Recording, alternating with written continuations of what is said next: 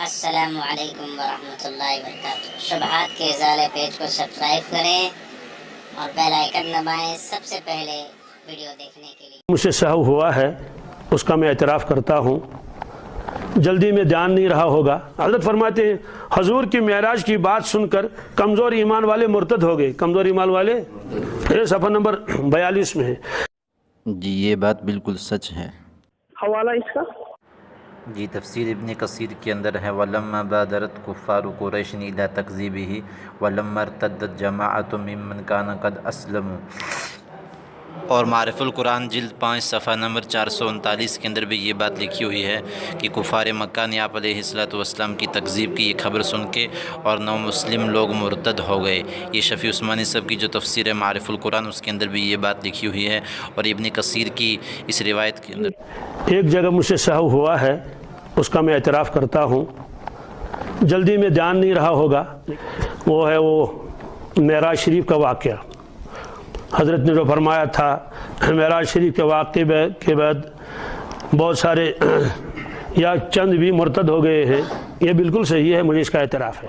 اس آیت کو پیش کیا جس میں یہ فرمایا گیا کہ تمہاری بعض بیویاں اور تمہارے بعض اولاد تمہارے دشمن ہیں۔ عوام کے سامنے اس کو پیش کیا۔ عوام بیچارے تو جانتے نہیں مطلق کس سے کہتے ہیں، مقید کس سے کہتے ہیں۔ اب سن لیجئے کون کون دشمن ہے۔ نفس، بالکل صحیح، حدیث پاک میں سب سے بڑا دشمن تو نفس ہے۔ آدھا عدو کا آیا روایت میں۔ باقی آیت ہے یا ایھا الذین آمنوا ان من ازواجکم واولادکم عدوا لکم فاحذروہم وان تعفوا وتصفحوا وتغفروا فان اللہ غفور رحیم، کہ اے ایمان والو بعض بیویاں اور بعض بچے تمہارے دشمن ہیں، سو تم ان سے بچتے رہو، اور اگر تم ان کو معاف کر دو، درگزر کر دو تو اللہ تعالیٰ معاف کرنے والا، رحم کرنے والا ہے۔ یہ تو قرآن کی آیت۔